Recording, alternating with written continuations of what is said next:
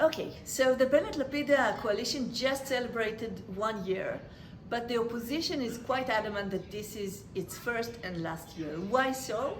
Because starting as a very thin coalition to begin with, Bennett is losing his own members of Knesset, of his own party, one after another. So the first, Shikli, was not even voting once with this coalition. And that already brought this coalition to a very crisis kind of situation. But now, two more of Bennett's own party, Yamina, actually defecting from the party. Idit Silman has already left the party, and she is saying that she's going to vote with the Netanyahu opposition. And Orbach, basically Bennett's close friend, he is also going to say enough is enough. And he was cited saying that this experiment has actually failed.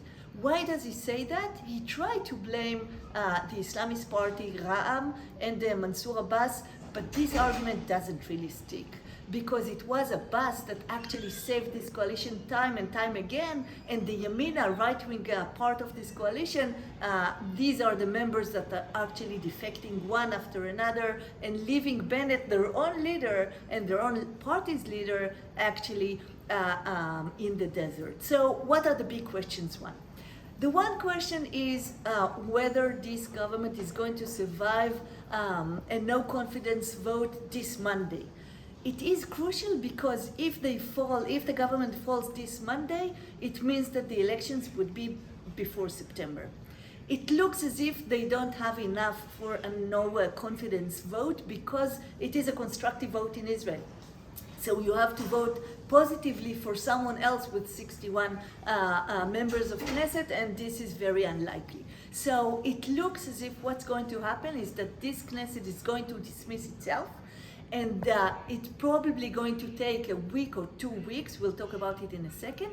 And then the elections are going to be by the end of October. So this is the most likely scenario as we see it now. But the interesting question is who is going to be the prime minister during these 3 or 4 months. And the question is back to Orbach, to the defecting MK from Bennett's party, because Bennett is telling Orbach, look, if you're going to vote no confidence in my government, then immediately, because of the coalition agreement, Lapid is going to become the prime minister. Okay, so the big question is who is going to be the prime minister of Israel once Biden is coming to visit the Middle East? Is it going to be Bennett or is it going to be Lapid? And that's the main argument of Bennett, that his own members of party, Yamina, actually want him to be the prime minister and not Lapid. So this is also already a question of who is going to declare this coalition dead.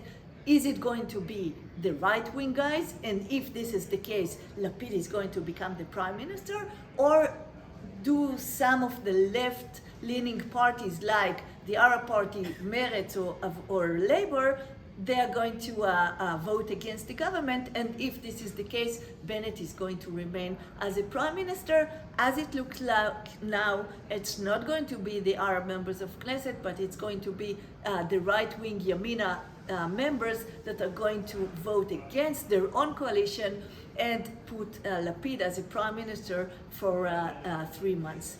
What does it say in terms of Israeli democracy? Israeli democracy is in a state of a crisis. Israel just had 4 very, very bitter cycles of elections over 2.5 years. This coalition survived barely 1 year. It might be going on for just a couple of more months.